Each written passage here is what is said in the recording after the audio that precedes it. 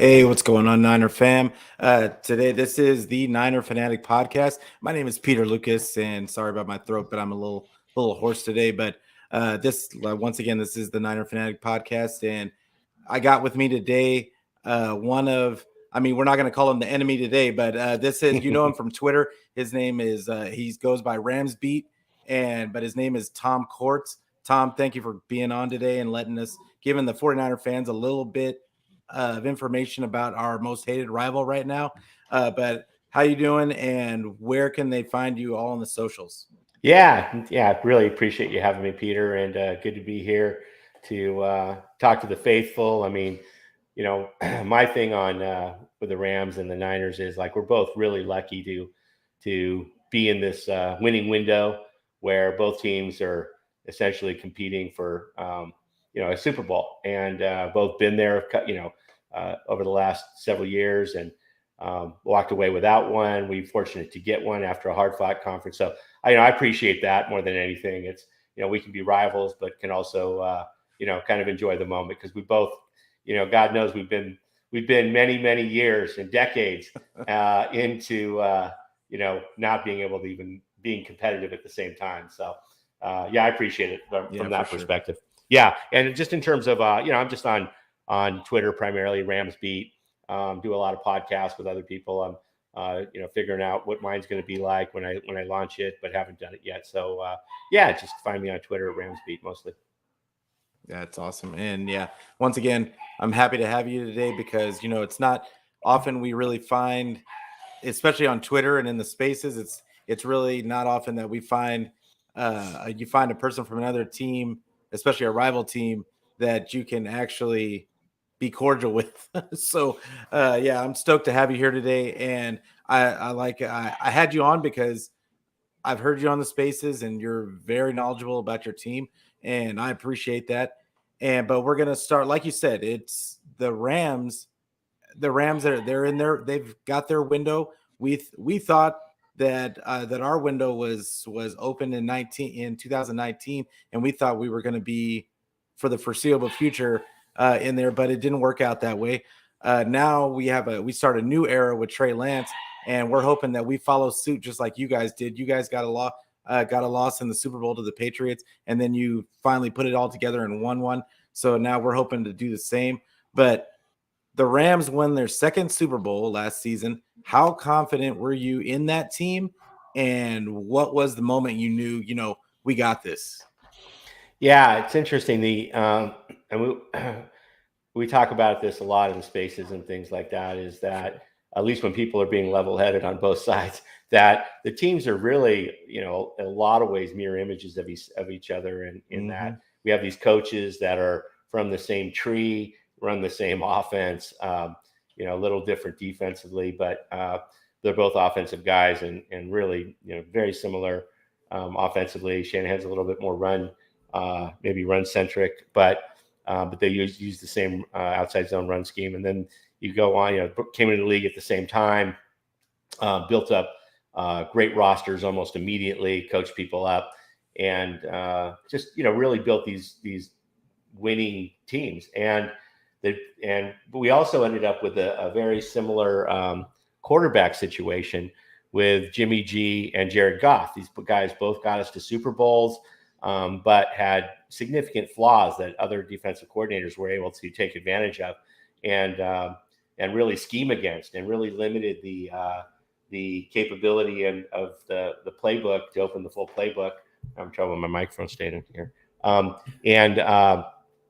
So we moved off of ours, and you didn't move off of yours. And I mean, that's, it's never as simple as one thing, but in this case, you could probably, just kind of chalk it down to that.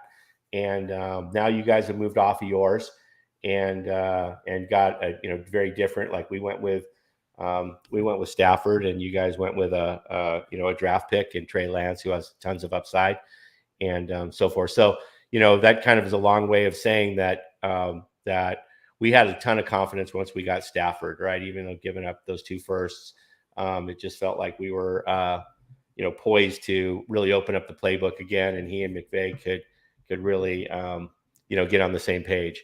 And whereas once Gurley went down, Goff was a shell of his former self because he relied so heavily on the play action. And when that wasn't a threat, it just changed a lot. So that was the first thing when we made the trade. And then going into the year, things went off great. Just went on a huge winning streak, beat Tampa Bay in our house in week 3 after a couple of good wins against the Bears and the Colts.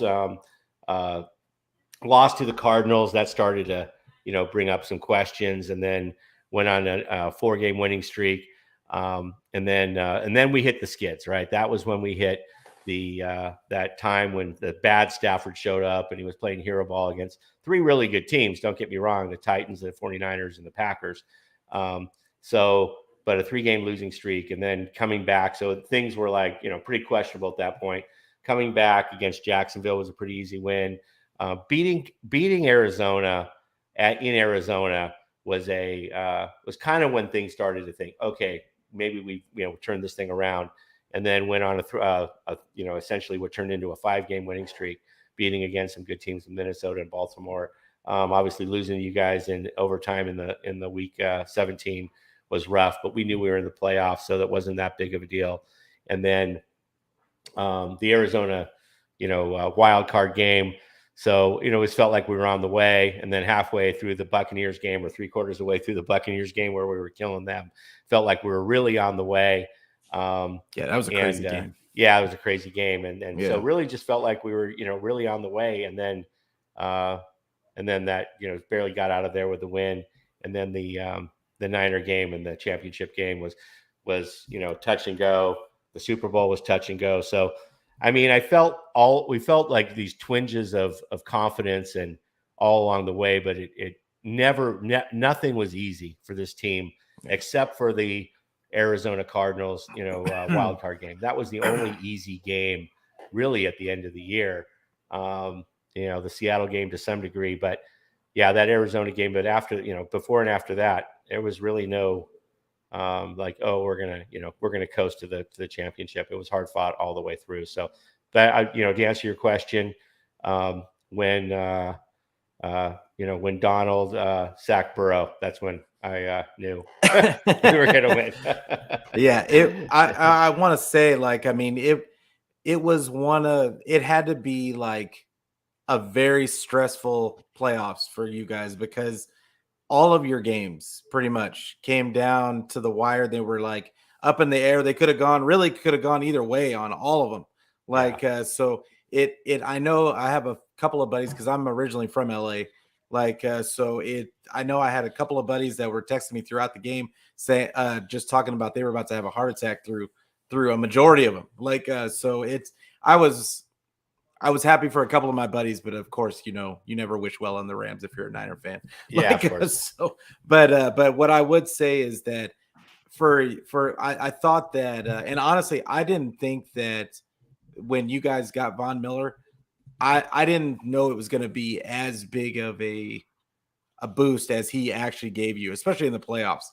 It was just, there was no time for any quarterback to just sit back there for more than 2 seconds. And I thought that was really, in my opinion, that was really when in the play, when I saw that he was really coming into form, that it was going to be a rough go for any team. And I think, just like you said, it was when you had Jared Goff, and you had to trust in that play action pass. And then when you get Matt Stafford, it was kind of a sea change into a new, all you needed was a couple of throws. What really was a couple of throws that got you over the hump. And that's the way I think a lot of us 49er fans are looking at Trey Lance, is that we missed it by a few throws by our quarterback. And Jimmy obviously was not that he wasn't decent, but but he didn't carry us anywhere. He had the worst playoff performance of any quarterback ever in the Super Bowl era. Like like in the whole entire playoffs. So it is what it is. We have Trey Lance now. I'm extremely excited about Trey Lance. But I'm hoping that Trey Lance can give us those couple of throws that are going to get us over the hump. And I really think he can. But proof is in the pudding, and we got a whole long season, and injuries are going to be a factor. That there's going to be trades and different things that happen throughout the season none of these rosters are done. So yeah, that's for sure. So yeah, it's going to be good. With Trey, that's the biggest. He has everything going for him, right? I mean, he has the arm. He's accurate. He's smart. He works hard. He's a leader. He has all of these things going for him. But it's now just a matter. But there's been a lot of guys that people have thought that about. Especially over the last 15 years. As a matter of fact, I'm sure Niner fans are going to hope this string is broken. But the guys that have been picked number one, Burrow, et cetera, have hit. Most of them have hit. Right? There's still some guys. You could question Mayfield and some other guys, but the guys that have been picked, picks 2 through 5. Quarterbacks that have been picked 2 through 5 over the last 15 years are 0 for 10 out of 10 bust. Wow. Yeah, it's crazy. And the last guy to get picked, I think it was picked third, and right here was Matt Ryan, 2008, picked third, and Phil Rivers picked fourth in 2004. But here's the guys in the last 15 years that have been picked 2 through 5. 10 of them that you could say what you will, whether they were busts or not. They certainly weren't superstars. Yeah, I wouldn't call Matt Ryan a bust. Like, no. He was the last one who wasn't. Oh, okay, yeah. He was the 2008. Matt Ryan was the last guy who wasn't a bust. That's what I'm saying. Yeah, but since then, these 10 guys are you could consider them busts, or at least they didn't really make it. Mariota, Trubisky, RG3, Sam Darnold, Vince Young, Blake Bortles, Joey Harrington, Mark Sanchez, Carson Wentz, and Tua. And Tua, you could give him a bit of a break and say, to be determined. But yeah, so that's not a good list. I'm just saying that it's and look, I'm not in any way suggesting that maybe it's coincidence, whatever it is. And I'm high on Lance, but for all the reasons. But it's just, I'm sure all of those teams also were high on their guys. So that's the biggest question mark for our, for your team. Obviously, but if he, like everybody says, he has so much more upside than Jimmy, right? If he can get in there and, go through some progressions and make quick, accurate passes like Jimmy did, that's the baseline, right? That's what you need, coming out of the gate. Yeah. And then now he can get to third and fourth progression that Jimmy couldn't do because he couldn't make the throw. I mean, let's just face it, or most of the time he couldn't make the throw. Yeah. And now, but Trey Lance can. So yeah, if he can get into those deeper reads in the progression and so forth, it'll be game on. You'll get your guy for 10 years, and it won't be good for us because we only have Stafford for probably 3 or 4 more years. So so that's how I view that situation. Yeah. But and I would say that like a majority of those guys that you mentioned, they were all in bad situations. Not all of them. There was a couple of them that weren't, and they just didn't pan out. But a lot of times what happens is when you're picking that high, like it's a bad situation. You're there because you lost. Yeah, I think you're right. Looking at this list, you're absolutely right. Most of them have been. Yeah, and you couldn't get a better situation. Yeah, so very few. It hardly ever happens that a team that was in the and I don't know. I'd have to look it up. But to see how many times it's actually happened. But to see a team go to the NFC Championship and then gets a pick third. Like well, no, they didn't pick third after the NFC Championship, but like they go to the Super Bowl, then they have a historically bad like rash of injuries that's a bad injury because of COVID, and like they ended up at number 12, but then they were able to trade up to number 3, and now you get this, you have a Super Bowl ready roster already because then they showed out the next season and they got to the NFC Championship, but the only thing that was really missing was that we didn't have a quarterback that could the team. You need a guy that can make some of those clutch throws. You're gonna have to make one or two, and Jimmy just was not that guy. He can throw to a limited amount of the field, and if you cover that part of the field, I mean, there's really not much he's going to be able to do. You're really trusting in your run game, and for you guys, you had been letting us run pretty much the whole six history. Yeah, like you had been letting us run, like we were running the ball down your guys' throat. But then, of course, this game they decided to kind of crash the ends, and it really took away our outside zone altogether. And at that point, Jimmy, I mean, because he can't throw outside the boundary. So, and then if you cover the middle of the field, that's really all you had to cover. And so I really looking forward to Trey Lance and seeing because in the limited sample size that we've seen, he can make all the throws. That's not even there's no question. That's not a question. Not even a question. And like now it's all about, like you said, making the reads, seeing if he can make those pre-snap reads. But I would say that that's the one good thing about Kyle is that he can game plan. Mm-hmm. He's going to have open guys out there. They're going to be running all over the field. And it is what it is. Like, can he see those deep throws? And this guy just seemed to see those deep throws right away. The deep throws weren't the problem for Trey Lance. Actually, it was the getting used to taking a little bit off the ball and being able to make the Jimmy throws. Right. Which was true. Just really weird. He's just full of adrenaline too, though. Exactly. He didn't have the reps. He's coming in cold. I mean, it's Jimmy's offense. He's asked to, they're not going to change. He had no reps. He had no reps with the first team. Yeah, he had no reps. He's plus he was hurt too. Wasn't his finger hurt or something like that? Yeah, his finger was hurt. I think it was more that he didn't really, even when he was gonna come in and start a game, he didn't get enough play. He didn't even get enough playing time with the first. It was.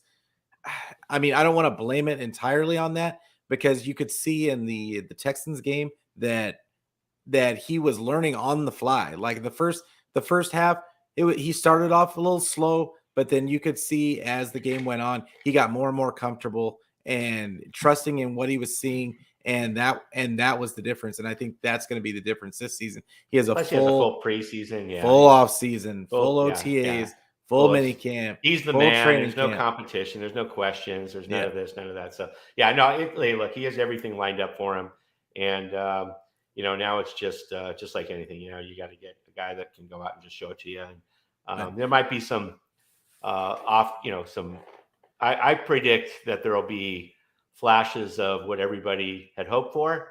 And then some growing what the hell moments. I don't know about that. I don't think the Jimmys were what the hell moments because he's a veteran. Yeah, that's true. But with Trey, it would just be growing pains, and coming over and Shanahan putting his arm around him and telling him what's up and this and that. So there will be a few of those and probably some picks that aren't, they're not Jimmy picks, but they're just, misreads or whatever. Yeah.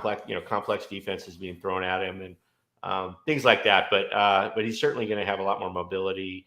And I do think he's going to be successul, and it's like I say, yet to be seen. So yeah, for sure. And I mean, I just hope he's not. I hope he's successul. I never root against anybody, but when you were talking about somebody coming into a good situation, I just think of Mahomes, right? Mahomes sat for a year. He was with number 10 pick, sat for a year, and then comes into this fantastic situation and thrives, right away. And so, that would be good. I hope he's not that good, but I'm not going to root against the guy. Yeah, for sure. And honestly, I could sit here and talk all day about Trey Lance. Like I've been talking about Trey Lance for the whole offseason. But today is about the Rams. Yeah. And So you guys lost a few players this offseason. I think you guys lost what, 9? That's what I think. That's what I saw. But Yeah, we who lost do more you than that, but see? yeah. Who do you see replacing those spots? And do you think the team can maintain the Super Bowl level? Yeah, I mean, there's the big losses were on the offensive line, and this is another similarity our two teams have, that we got worse on the offensive line, or at least we both have question marks with For which we sure. filled. But we're certainly some big losses. But Andrew Whitworth obviously retiring, left tackle. That's huge. Replaced by Joseph Noteboom, who's been on the squad, got a good payday. And I like Noteboom. Yeah, and we hope he's hopefully he's probably going to be a little bit more mobile. And for all Whitworth's strengths, he his knees were trashed, and he wasn't very mobile on a lot of those outside run zone schemes, and they had to have him cracking back and people breaking outside of him to get wide. And so Noteboom's a lot more younger, more mobile. So, but certainly big shoes to fill there. Austin Corbett, we lost our right guard, and to Carolina, and in free agency, and going to replace him with one or two guys. Right now, the odds-on leader in the clubhouse is a rookie a guy we just drafted, Logan Bruss, from Wisconsin. We have 3 of our 5 guys. If he starts, he'll be from Wisconsin, along with Edwards and Havenstein. And so we'll see there. Tremaine Ingram could win the job. We'll see. And then lost our starting cornerback opposite Ramsey. Darius Williams did not really replace him. We replaced him with Troy Hill, who we got back. He was with us for 3 years and then had gone to Cleveland for 1 year and got him back. So I'm not a huge fan of that. And I'm not, we've got a couple other guys, David Long and Rob Rochelle, who were up and down last year, drafted a couple guys that we like, Kobe Durant and Darian Kendrick. But, that's a hole in my opinion. And this is probably the biggest hole per se. Offensive line might be the biggest question. Because it could turn out to be good, but I think that's a given. That's a hole. That was a big loss with Darius Williams. We just didn't want to. I mean, he got paid, and good for him. So Von Miller obviously lost him, but that was we wouldn't have signed Von Miller if we hadn't if Justin Hollins and Terrell Lewis hadn't gotten hurt. They were playing very well. They were not Von Miller, but they were. They were playing very well, and both those guys got hurt. And then that's when it was like, okay, let's go get Vaughn. And so those guys are back and are healthy and back. And so it's really the same room. We have Leonard Floyd holding down one side, and then Justin Hollins and Terrell Lewis. So we'll see how those guys do. And then we lost, obviously, we lost Robert Woods in the middle of the year. Odell replaced him. And obviously now Odell's out, and replaced him with Allen Robinson. So Allen Robinson is it's a kind of a wild card, right? He's in a kind of a little bit of a redemption time, because he really faded the last couple of years. But he was Chicago. I mean, you can't blame him for that. But to be fair, he kind of quit on the team last year to some degree. Maybe he's just saying, hey, I'm going to be a free agent. I'm not going to go out there and get hurt or whatever. But so there's a lot of confidence there. But again, I'll admit that's yet to be seen. But there are a lot of high hopes for Allen Robinson, and so we lost some other guys that weren't as as significant. Sebastian Joseph Day, he ended up not starting. He had gotten hurt, got replaced, and then didn't start. He went to the Chargers. Obo Okaranko, good player, but he was a backup. Went to Houston. Sony Michel, who we had signed to in the running back room when Akers and Henderson went down. Obviously, Eric Weddle came in off the beach and helped us in the playoffs when our safety room got decimated. And then lost our punter. That was shocking to me. Like, I was like, they just brought Weddle off the pine, like out of nowhere. Crazy? That's crazy. And he played. He played really well. No, he played better than decent. He played extremely well, and he got hurt in the Super Bowl, separated his shoulder, strapped it up, and played the rest of the game. But watching the film on that guy, he was so important in that game, especially in the game against you guys in the championship game. Yeah. He really brought a different I was not dimension, expecting that at all. and then, obviously we lost Troy Reeder, who we were, looking forward to losing. Nothing against the guy, but he should have been in that position to be, a green dot in the linebacker role, and obviously replaced him with Bobby Wagner. So those are the big turnovers for the team, and so there's some question marks, some holes. Obviously, the Bobby Wagner filling that center, that inside linebacker position. Ernest Jones coming back for his second year. He had a great year. So that position's really fortified.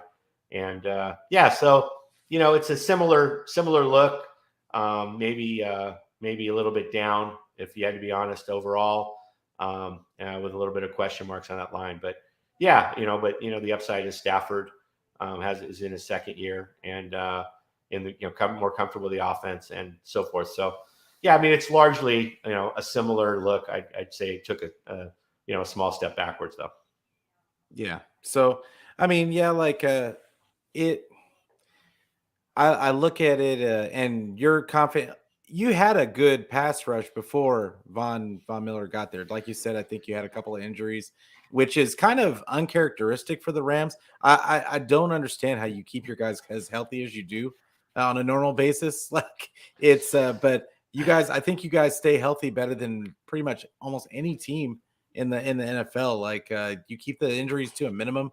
I think if anybody knew, if you could probably sell your secret sauce and make millions off of it. Like I don't know what that's about, but like well, they invested. I'll tell you, it's not an accident.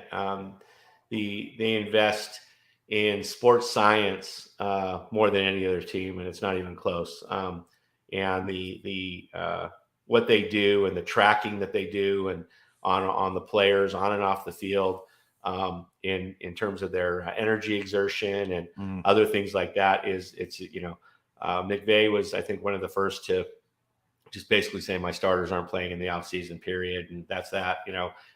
Very low load in camp in terms of contact.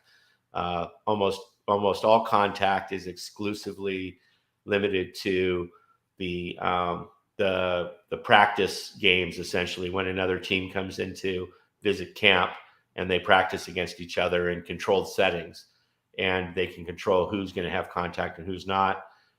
That's when they they say they learn a lot more through those sessions than they do even in preseason games, which are really just primarily for who's going to make the team and not on the cuts and stuff like that. So there's a lot of thought and effort that goes into that, and and it has paid dividends for the team for sure. And it's not that the team doesn't get injured, it's that they tend to come back pretty quickly, and so there's a lot of science into the rehab as well. So we lost games for almost all position groups last year.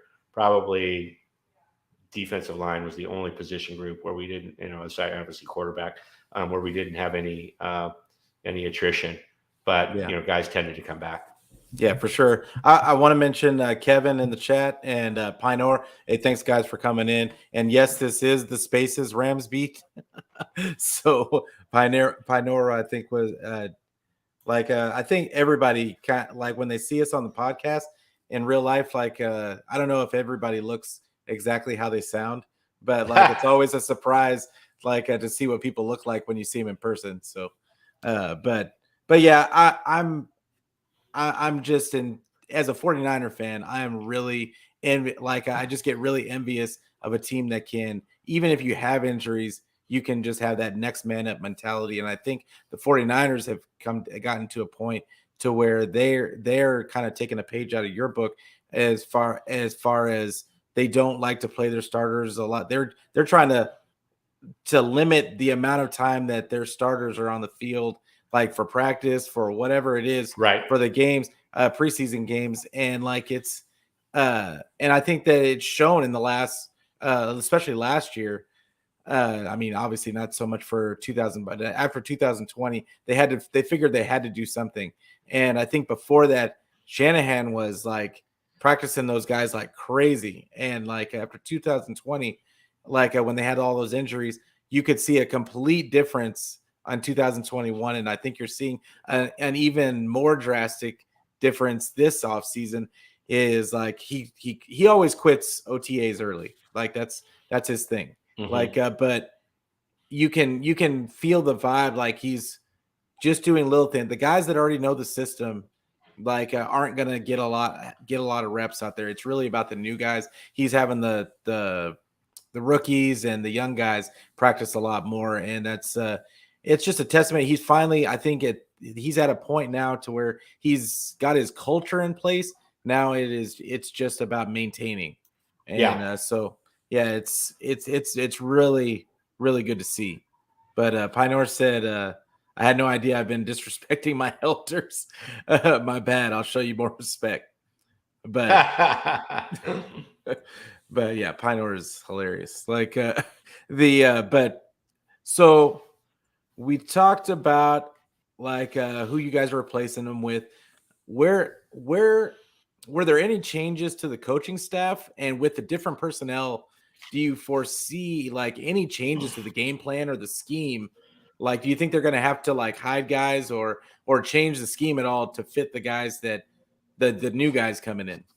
Yeah, I mean the biggest losses to our coaching staff, and both of our teams get decimated every year. Get it poached, if you will. Both staffs. I mean, I think you guys got poached worse than we did this year. But it's just everybody wants these schemes, and the Rams run a defense that is sort of in vogue. So there's maybe a little more poaching on the defense, like the Staley defense and the Fangio too high shell and that kind of thing, and that's kind of now picking up a ton of steam in the NFL.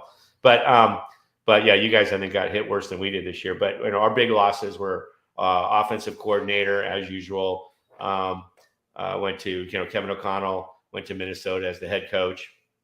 We brought in Liam Cohen. Now Liam Cohen was with the Rams for 3 years in various roles on offense, and he got the opportunity to take the OC job at Kentucky last year and really lit it up in the SEC. Kentucky was a really exciting team, and we're winning some games, and so he was kind of a hot commodity. And so when O'Connell left, McVay brought him back. A known quantity, but great offensive mind, and really strong on the passing attack. And so I think that's I think McVay wants to also open up the passing game even more than it was, if that's possible, right? A lot more empties, and just really throwing the kitchen sink on the passing game. I think that he's going to do it. Also getting the running backs involved a lot more. The Rams had by far the fewest receptions as a percentage of total receptions of anybody. Less than the Niners, because we never throw to our running backs.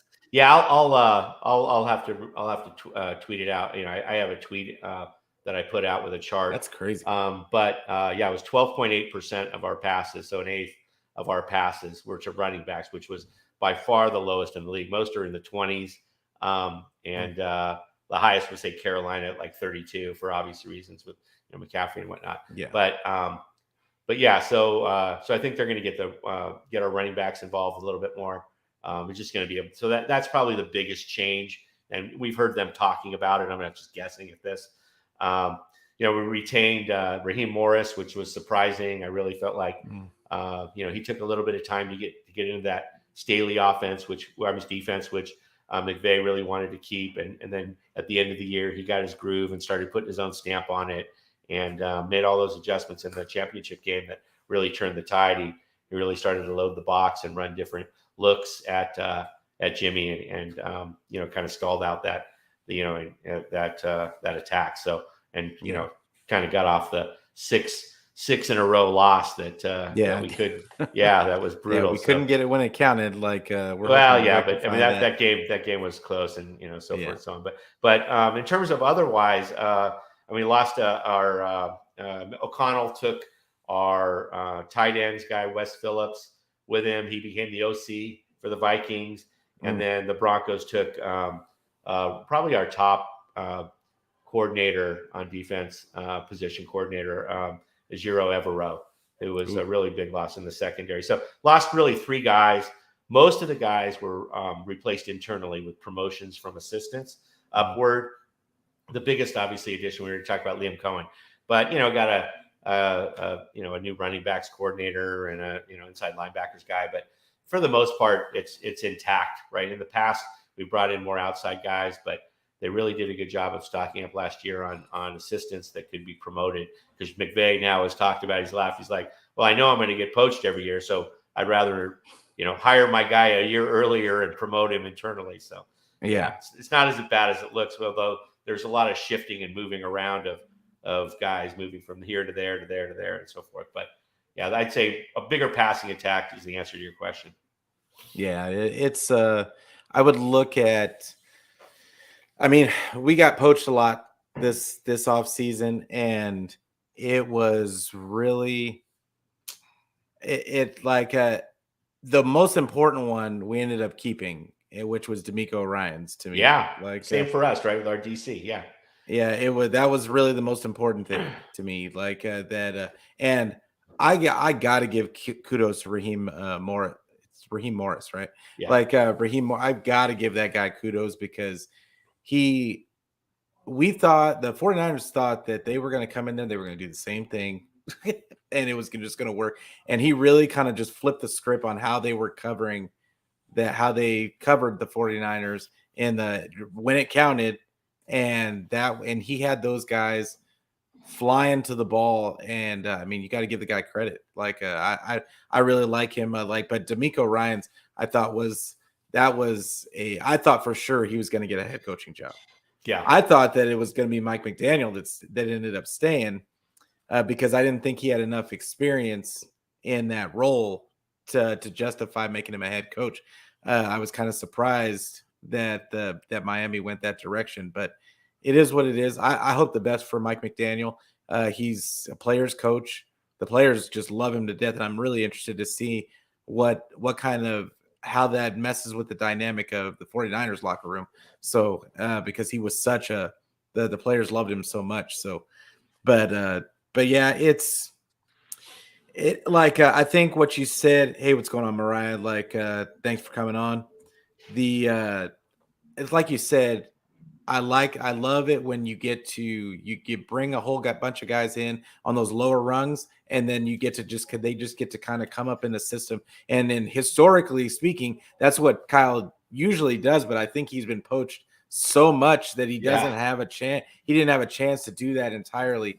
But he did get some guys, then brought some guys in, a lot of guys in the lower levels, so that he could get a couple of years, because he knows it's going to happen again. It's going to happen again if they do well. So, but I think there's a bias toward, just going back to D'Amico and Raheem, there's a bias toward offensive coaches, right? And the head coaches in the league right now. And, you got Salah who's, doing a good job, and, a few others, but I think he is really doing a good job. Yeah, it's a real good job. It's a culture change that needed to happen at that club. I mean, forget, X's and O's and schemes, right? I mean, at that point in time, you just need a complete culture overhaul just to get people, and so, he's a great guy for that. And their GM is really good too. I like that. Yeah, they got a good GM. Yeah, but, I think there's generally a bias toward offensive head coaches at this point, which is, I think maybe, sort of one of the explanations for D'Amico and Raheem not getting a look. Yeah. Well, D'Amico got offered a few interviews. And I think that he would have gotten one of the positions if he hadn't have come out and said right after one of his interviews, he just said, I just decided I'm just going to stay. I want to go one more year. And because he thought that we had unfinished business, and it really came down to, I think that he knew he still had some growing to do to get to that level. And I think it was a good decision by him, because he definitely didn't want to go to a situation like Miami or somewhere where it could have ended badly. Yeah. And because you don't always get a second chance, and a lot of these guys will not get second chances. So it's sad to say that, because I think a lot of guys that get second chances don't necessarily always deserve them. like Cook Cowboys. Like, but Yeah. it is what it is, and that's the good old boys club, you know. Yeah, there's only 8 of them left. Let's see, is that right? 24 and 8. Yeah, there's only 8 guys that have coached more than 5 years, and they all actually have 10 plus years. And there's 24 guys. 24 of the 32 coaches now have 5 or fewer head coaching years of head coaching experience, and so there's a huge overhaul in the coaching race going on. But yeah, I mean, you got like Rivera and obviously Belichick and Tomlin, Tomlin and and McCarthy and Lovie Smith is back, and a few which other is guys. just So weird. yeah, it is weird, but a few other guys, and but in general, none of those guys, by the way, no head coach other than, of course, Belichick. No head coach other than Belichick has more than one Super Bowl win under his belt. Yeah, it's but that speaks to the parity of the NFL. Like and why I think all of us love the NFL so much is that any given season, season. I mean, who would have predicted that the Bengals were going to make the Super Bowl? Nobody. No, absolutely nobody. So it's like that. I think that's why we all love the NFL. It's the unpredictability, the parity, and anybody can get it if you make the right moves in the offseason. Yeah, you can get there. Like you can get there. That was a little bit. Maybe that's another time. Maybe that's another podcast. But for sure. But yeah, it turns out that 47 of the last 50 Super Bowl winners were actually in a Super Bowl window with sustained winning, where they had gotten to the playoffs in a sustained way for at least 3 years, including a conference championship, and most of the time more 4 or 5 years and at least one conference championship. And the 3 outliers are the 2000 Ravens, the 2017 Eagles, and the 2020 Buccaneers. But they had an excuse, right? They got the GOAT. They got the GOAT. But for the most part, teams can work their way into that window, and whether they become successful like the Bengals did, they probably overachieved given where they came from. But just historically speaking, not as a team. But let's say that they stay in the window now, right? And now they'll get back there year after year after year, and then eventually they'll probably win one. But yeah, generally speaking, though, it's generally not, hey, anybody can win it any year. It's generally there's only about 4 teams in the NFC and 4 teams in the AFC. They're actually in a Super Bowl window that are, in the likelihood of one of those 8 teams winning it is extremely high. There's a lot of other teams that are going to probably burst onto the scene and get into the window and stay there for a while.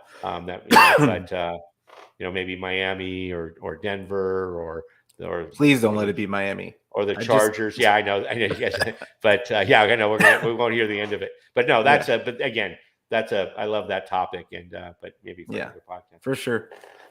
So everybody's back to the Rams, and everybody's obviously expecting Allen Robinson to have a big season, right? Yeah. So what do you think his stat line ends up being, and does he overtake Kupp for targets? It's funny. I just got off of a podcast with a Rams guy who's probably our large. I want to say the name, but probably the biggest Rams podcaster, and he thinks that Robinson is going to have I think he said 150 targets, 107 receptions, 1450 and 11 for yards and 11 TDs. I mean, I was like, he thinks he could lead the league, and just because, for a lot of reasons, he thinks he's going to get a lot of long balls, a lot of big long balls that Jefferson couldn't convert on, and there'll be a lot of attention on Kupp and so forth. But again, going back to the passing schemes that will, probably be running. I'm not that optimistic. I mean, I think that Robinson is going to essentially hold where he's been over his career as a number one, but do it as a number two. So what does that look like? It's about, you can't look at the stats on an annual basis and see these numbers because he's hasn't really played a full season except for 1 or 2 seasons. So, but if you look at his per game average and then extrapolate it out to a healthy 17 game season, it comes out to about 1,000 yards, 8 touchdowns, somewhere around 75, 8 receptions, something like that. So, Yeah. The Vegas, not a big bettor, but I like to, see what Vegas thinks, on these over-unders. He's at 70 for 800 on the in the sports book. So I think he'll, exceed that by about 10 or 15, 20%. But that'd be a good year. And that's what we need out of this guy. Yeah. I see Allen Robinson. I think that he's going to be motivated. And I think that this is going to really be a coming out party for him because of just, I don't agree to the point to where your podcaster buddy says but I just really think I'm thinking of the type of quarterback that Matt Stafford is and that he likes to throw. And remember, some of his best seasons were with a bigger wide receiver that he could just throw the ball up to. Yeah, 50-50 balls, contested and catches. He loves his 50-50 balls. Yeah. And that's the reason why. And I think that Allen Robinson is a good enough wide receiver to beat a lot of corners in 50-50 balls. And with the defense is kind of trying to stop, Cooper Kupp is going to get his. That's going to happen. But I just feel like Allen Robinson has the chance to lead them in targets just because of, in third down situations, in red zone situations, he's going to be the bigger target. And it could switch around. It could get to the point to where teams have to kind of roll coverage to him. But I just look at Allen Robinson and I really have a feeling that he is going to be what they wanted Odell Beckham Jr. to be all season for you guys. Because if Odell Beckham Jr. had played and there's still a chance that he may come back to you guys too. Yeah. Which is kind of scary to me. But those 3 guys together. Yeah. Oh, this is maybe hard for your listeners to believe, but I got one of the top, probably the top Cincinnati guy on Twitter Spaces. I'm not going to name names, but to admit that if OBJ came back, that we would have a better wide receiver room than Cincinnati. And the reason was that he figured his top 3 might still be slightly better. And I couldn't argue with that. I mean, those top 3 are Chase, Higgins, and Boyd are tough to beat. But he said there's nothing after that. And we have some depth, at Tutu and some other guys. And and then obviously Jefferson would drop into the 4 spot. So it would be a top, maybe call it a top 3 in the league, top starting wide receiver, but with a lot of depth behind it. So what do you think of Tutu Atwell? Because Owen, before I get to Tutu Atwell, I wanted to mention Mariah's giving you guys all some good fantasy advice to pick up Allen Robinson in fantasy. That's good. That's a guy I'm going to be targeting. For sure. That's good advice. He's not going to go very high unless there's other people thinking the same thing. That's what I'm saying. He might be a sleeper for a lot of teams. Yeah, you could pick up some Allen Robinson. And even if he doesn't get the yards, our red zone reception rate at the beginning of the year until we got Odell was terrible. It was awful. And Higbee, our tight end, who's decent. He's a mid-level tight end. He's a clutch guy, though. Yeah, he's clutch. He's terrible in the red zone. Terrible for some reason. I don't know why. But Odell really helped us out there, and so we really are going to rely Robinson in the red zone too. So, obviously fantasy touchdowns are king. So Yeah, for sure. Yeah. But yeah, so what do you think of Tutu Atwell? Because coming out last season, I mean, he's a speedster, right? I Small. remember thinking of him in the draft last year because we needed a speedster, somebody to take the top off. Not that Jimmy could get him the ball, but at least somebody to clear the coverage out. And right.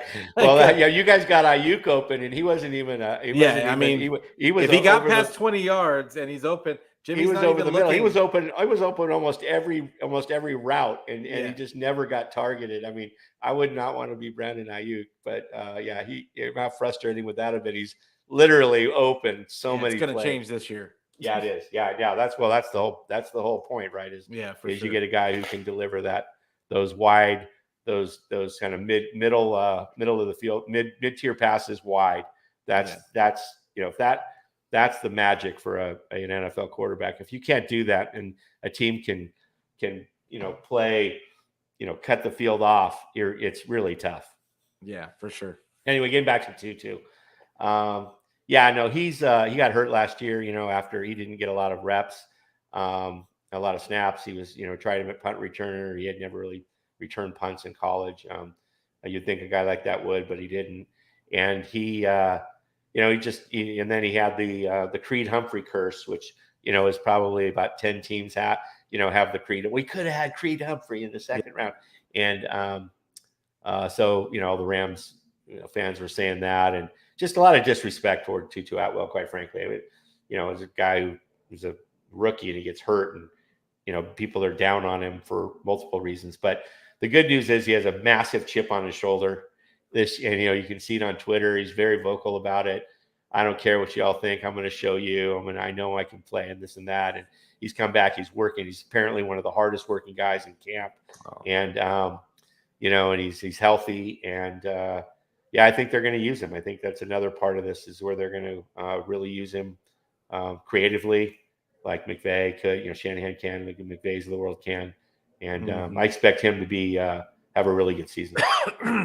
Yeah, Tutu, I mean, obviously he's got the speed. I was looking at him when I was doing my draft box, and he's a little small for the 49ers, because we like our guys to block. Us too. Yeah. Yeah, so it's but when he went to you guys, all I could think of was that, oh, that's great. We're just gonna have a speedster like that with Matt Stafford, who loves to air it out. But yeah, I just wondered about him, because I remember him from last season, and I thought that was an interesting pickup by you guys. We had that guy. Remember, we had Deshaun Jackson. Yeah, and then he was complaining. Yeah, because he wasn't getting targeted, right? Then they just said, "Well, leave." And then just fine. We'll we'll release you, but we had to take it off the top guy, and that's probably the reason Tutu didn't get on the field for the first 4 or 5 games. I went to the game where the Tampa Bay game, week 3, and Jackson had a hell of a game. I mean, one long touchdown to open the second half, and another one that Stafford just underthrew him on, and said, "My bad, sorry, I didn't think you were that damn fast." Yeah, and if he had stayed, kept his head on, which is a big ask for one of those guys that comes from the diva.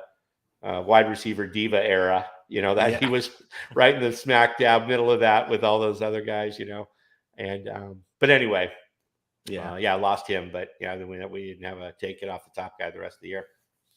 Yeah, so but you did get another big fish on the defensive side in Bobby Wagner.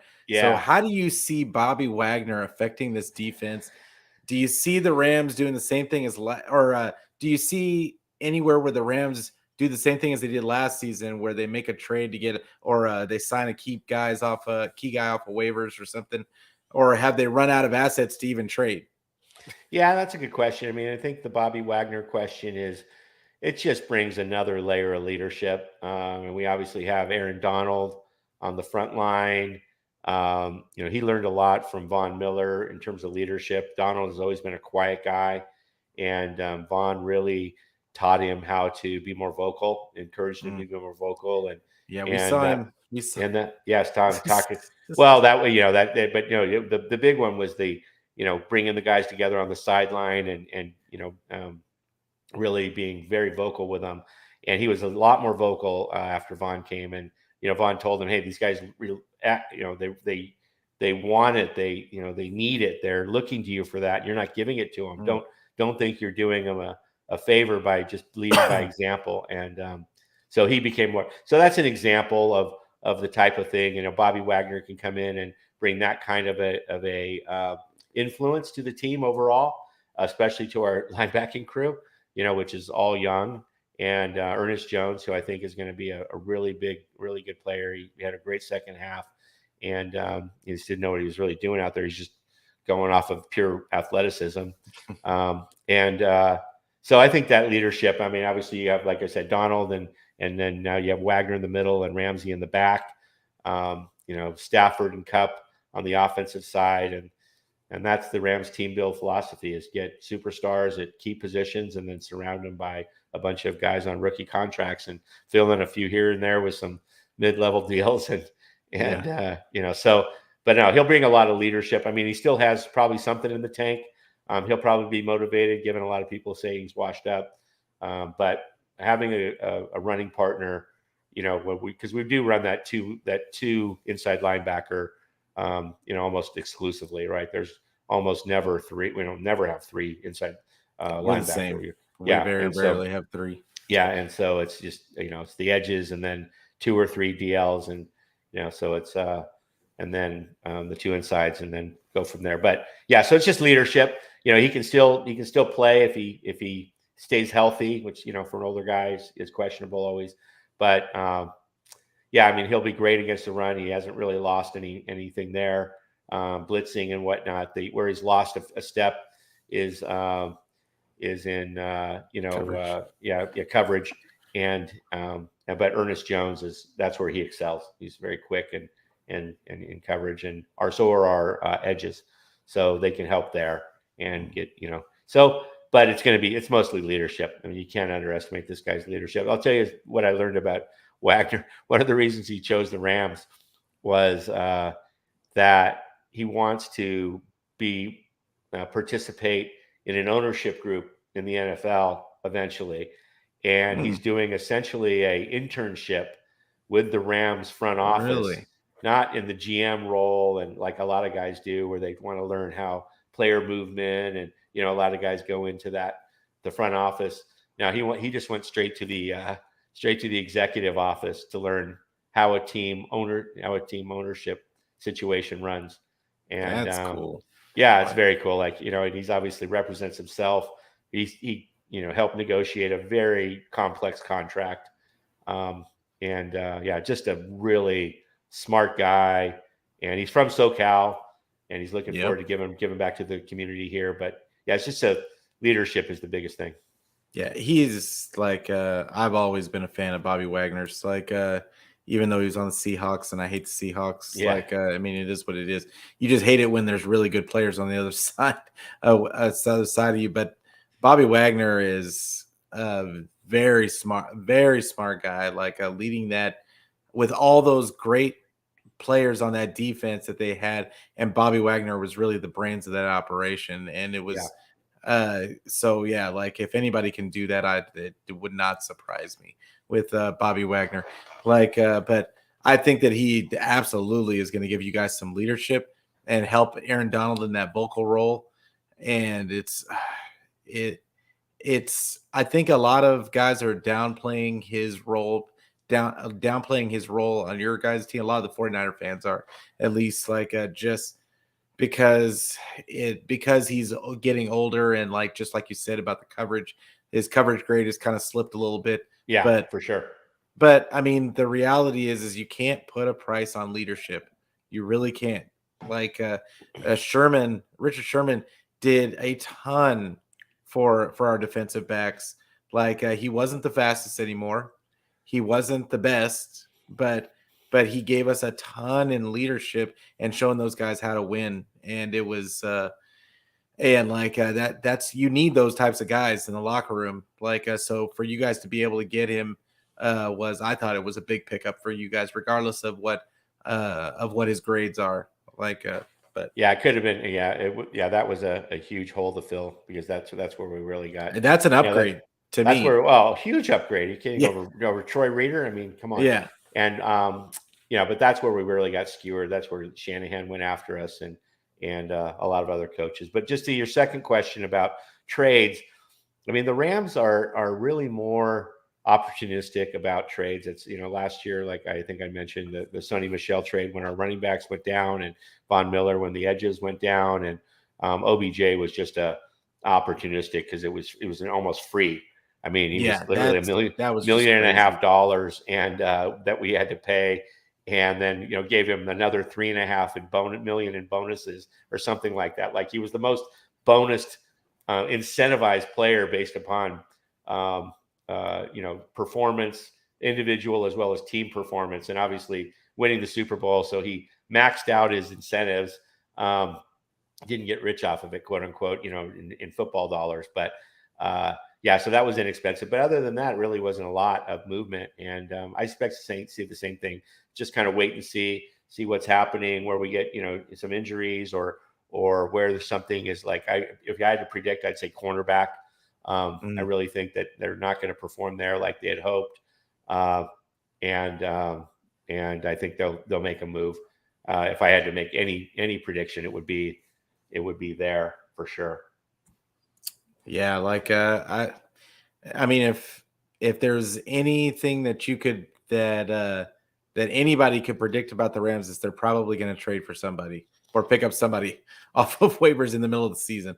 Exactly. And also get rid of some guys too, because we'll make some trades. Last year it was Kenny Young, and that was a shocker in the middle of the year, and it's only for $2 million cap, $2.5 million cap savings, which ultimately was necessary to do the Vaughn deal. But it was but there will be other trades. There's a kind of a glut of right now of guys that are coming off or going into free agency next year, either coming off their rookie deals, or other guys like a guy like Ashawn Robinson, who would be extremely valuable to somebody.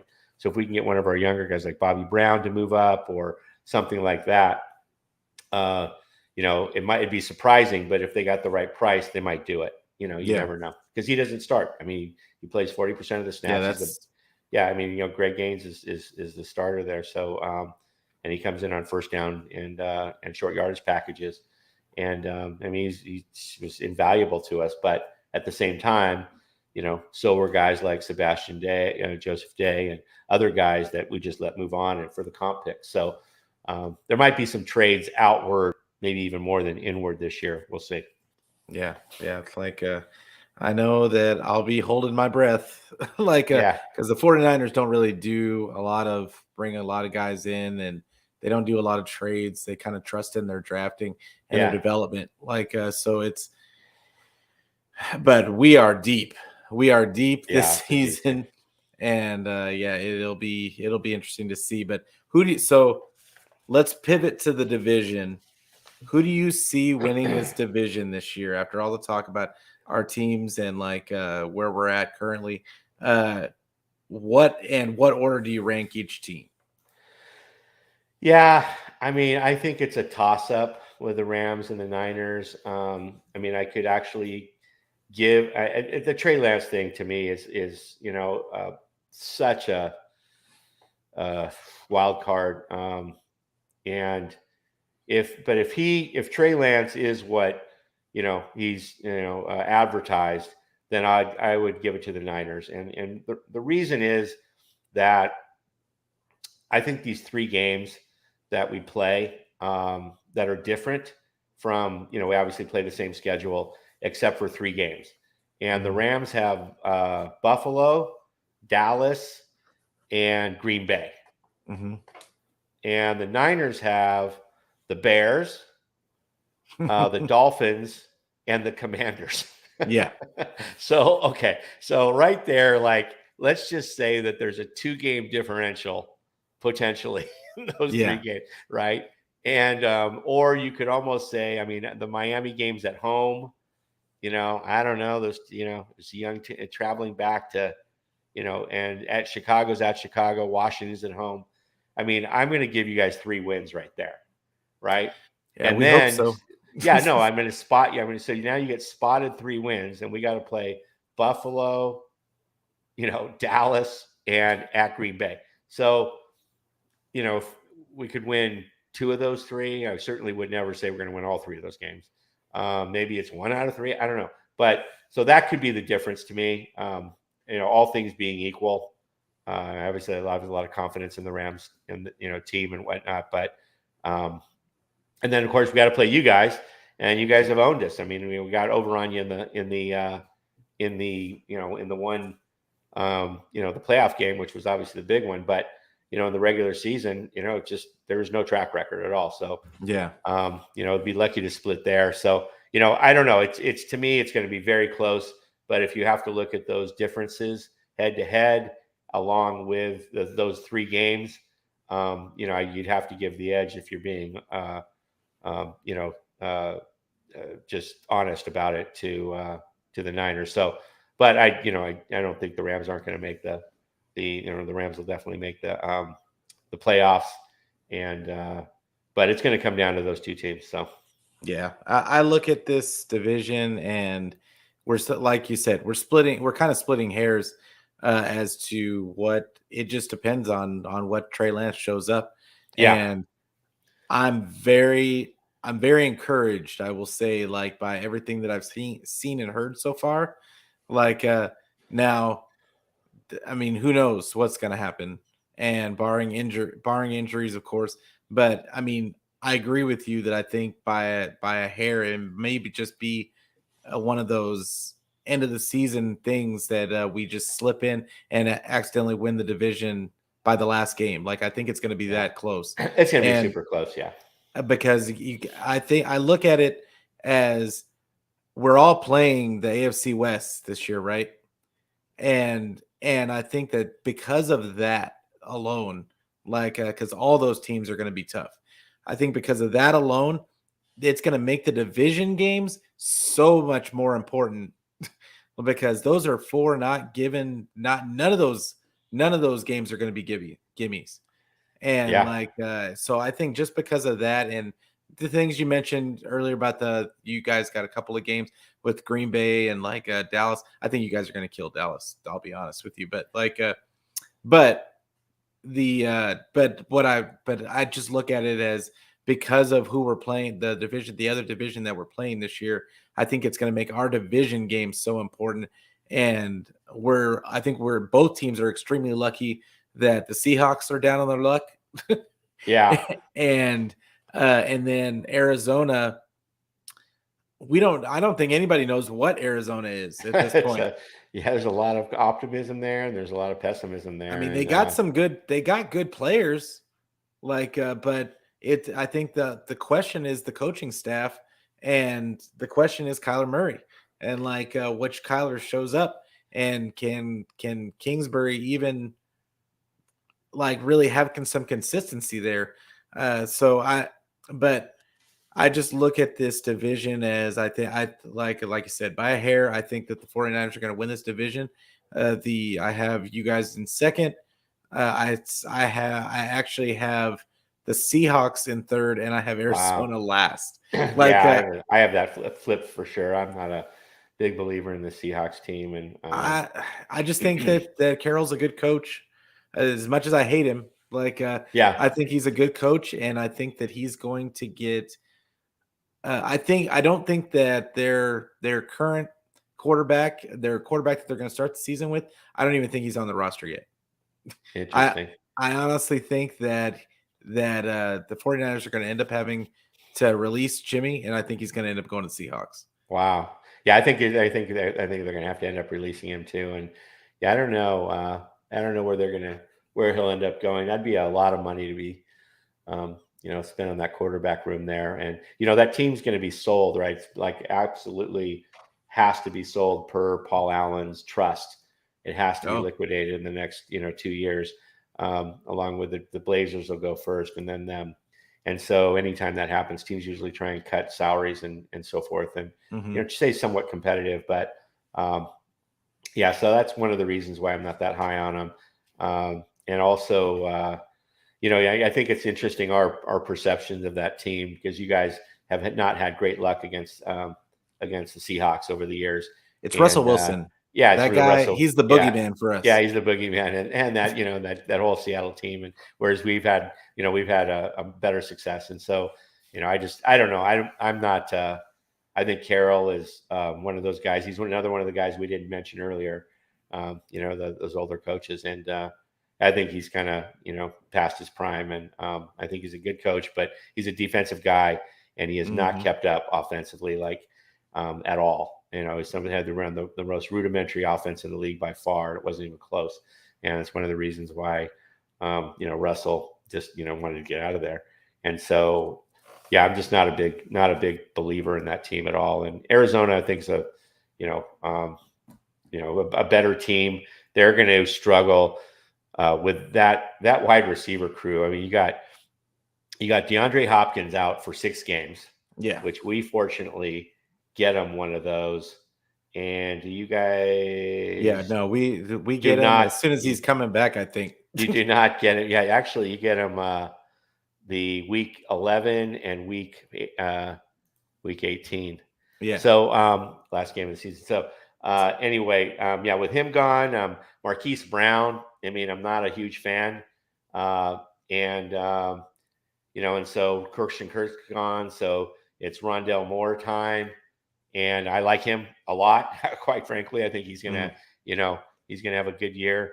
But I think that's where they're going to struggle. And I think that's going to really, last year when Hopkins got hurt, there was a lot of other injuries to that team. It wasn't just that, but Kyler really struggled without Hopkins. I think that Rondell Moore is going to be a really big part of their I thought he was going to be a big part of their offense last year, but I think that they are going to find ways to get him the ball this year for them. And I do think that Mark Hollywood is going to have, I think he's going to have a decent season just because he didn't have anybody with him in Baltimore. Yeah. He didn't he's not a number 1, but he could probably be a solid number 2. Yeah. Especially clearing space for DeAndre Hopkins. And Kyler's got a cannon. So yeah. It's I think that they're going to score points. I think that what's going to end up happening is their defense is going to let them down. And I think that Kyler eventually is going to let them down, because I don't think he's a leader. That's my personal opinion on him. I'm with you on that. It's all about him. And yeah, it's kind of a to me, it's a similar attitude to oh God, who am I thinking of? Oh God, I slipped my mind. I'm sorry. Yeah, no worries. Yeah, any specific player before we get out of here, any specific player you see breaking out in the division? Yeah, I mean, I think on your team, I've been thinking Ayuk, just because he was so wide open. I was thinking of Rodgers' attitude, going back to my last thought. Yeah, Aaron Rodgers is the guy that has the attitude, that doesn't lead his team. He's just a jerk. It's always their fault. He's not. Yeah. Whereas guys like Stafford or whatever, and there's plenty of other guys will always kind of say, hey, my fault or whatever. Anyway, no, in terms of breakouts, it's Ayuk. I think the guy was wide open. He's wide open so many plays. I was watching this film. I'm like, this guy's like, hey, over here, And so I don't know. That could have partially been because he's running routes that the defense knew he wasn't going to get the ball. But he's a great route runner, and so I think he's going to get rejuvenated, and have a really big year. And I think the other guy I think in your team is Javon Kinlaw. Obviously had a down rookie year, got hurt his knee last year and was out the whole thing. And I think he's healthy from what I understand, and motivated, and he seems to have a fire in his belly if his interactions with thank you, Grant. Appreciate it. Yeah, Grant, right? Grant's either going to say, see, it was because of me I lit a fire, or it's going to be I told you so, right? Exactly. It's perfect situation for him. Perfect situation, yeah. But I think he's going to have a good year. That guy's a monster, and so I think those are the two Niners that will break out. And then we talked about the Rams. I think Ernest Jones.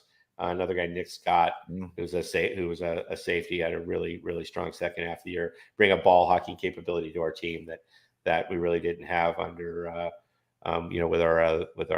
with Fuller and Rapp. So and Fuller will have a great year too, but I think Rapp's going to be the odd man out there. But on the Seahawks, Cody Barton is going to step in and get most of the snaps, I think, for Bobby Wagner. Jordan Brooks will step up and kind of take over the leadership role, but I think those guys will play well. That to your point, if there's one thing Carroll can do, it's coach linebackers and that interior defense, and so those guys always play well in that scheme. Maybe Eskridge can sneak in there as a third, wide receiver 3. That's sneaky. Behind Metcalf, Lockett, and Noah Fant. And just kind of be that guy. And then if they don't, if they stay with Drew Lock, for example, it's going to be a lot of quick releases. It's going to be a lot of stuff that wide receiver 3s are built for. So I don't know, just a guess. And then Rondell Moore is we already, the spoiler, right? We already talked about him. Yeah. He's, we talked enough about him. And then maybe on that team, Jalen Thomas, a safety, kind of get overshadowed by Budda Baker, but he's really, really playing well. And so those are some guys in the division that, I think could start to build a name for themselves. Yeah. So, I mean, I look at, of course, you brought up Brandon Ayuk, and of course, my other guy right for a breakout, I think, is going to be Trey Lance.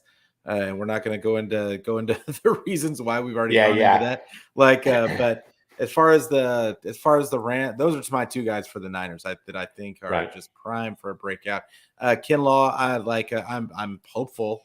But I'm at a wait and see point with Kinlaw. Yeah. And then, but as far as the Rams go, I think I go back to Allen Robinson. I'm really high on Allen Robinson, and then you guys and then I think Higbee is going to have a big season. I think he's going to have a bigger season as long as he can stay healthy. And then on defense, whoever ends up on the other side of Jalen Ramsey, I think that it's going to be interesting, because I think that they're going to try and find ways to kind of roll the coverage that way. And I think they may end up with somebody that's more opportunistic there. So I don't even know who it's going to end up being. I don't think that you have him on the roster right now.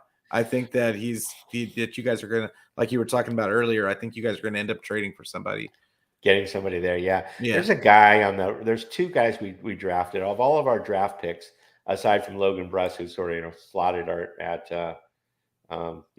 starting right guard. There's the two other guys that are most intriguing to most Rams fans are the two cornerbacks that we drafted. Jacoby Durant, there's this really shifty small guy, South Carolina State, HBCU guy. He was the second guy we picked in the 4th round. He's our second draft pick in the 4th round. But yeah, a lot of people are already giving him the nod for the nickel slot, job. Really fast, really quick, really, shifty for that kind of a position. And then, but the guy that I like is Darian Kendrick, who's we got in the 6th round. He's out of Georgia. He won a national championship. He started at cornerback for Georgia as a national champion. He slipped in, or I'm going to say slipped. He fell hard in the draft because of the combine times. And also he was in some trouble. He won a national championship back as I think a redshirt freshman at Clemson as a cornerback also. And got in some trouble, got kicked out, got picked up by Georgia, got back into the starting role there and won another national championship. But I talked to guys from Georgia because I don't follow that as much. Obviously there's some really big Georgia dog spaces on Twitter. So I pop in there and, hey, what about Darian Kendrick? And they love him. And he just said that he got scorched in man coverage over the top because he wasn't fast enough. But in the zone scheme that the Rams run, they say he's going to be fantastic because he's a ball hawk, he's long, and so that could be a guy that that could slip in there. So we'll see. Yeah, we'll see. And like I said, like it's the off season. It's all hopes and dreams and rainbows. And we're all hoping that that the guy, everything pans out the way we see it. But season's coming, training camps like less than 2 weeks away now at this point. And yeah, I can't say that I'm excited. Like I can't say it enough. But hey, Rams beat, Mr. Tom, I really appreciate you coming on today. Like I thought it was great. I had a great time talking. I learned a lot about the Rams and today, and it's gonna make it very interesting. Now I know what I'll be looking for. Come season time, I'll be looking for a few names, and I'm sure some of the listeners out there will be looking for a few names also. But thank you so much for coming on today. Why don't you tell them one more time where they can find you on the socials? Mostly on Twitter on Rams Beat. I'm on a lot of Rams podcasts as a guest, and LA Rams Up is probably the main one that I'm on a lot, and then also just a lot of spaces and so forth, and then a guest on other podcasts like this. But usually punch it out on Twitter, but that's the main outlet is at Rams Beat on Twitter. Yeah, awesome. Yeah, and I know that's where I know you from, and I'm sure we'll see each other in the Twitter spaces absolutely very soon. Hey, I thank all the listeners for listening today and watching this on YouTube. You can find the audio version if your friend make sure you tell your friends about the pod. If they can't watch it on YouTube, they can always listen on their favorite wherever you like to get your podcast from. Because I'm on all the podcast forums, and then also I thank Mariah, Pinor, Kevin for coming into the chat and giving me some comments. But appreciate all of you. We will be back next week. I will be back next week, probably around Wednesday. But yeah, once again, thank you guys, and go Niners.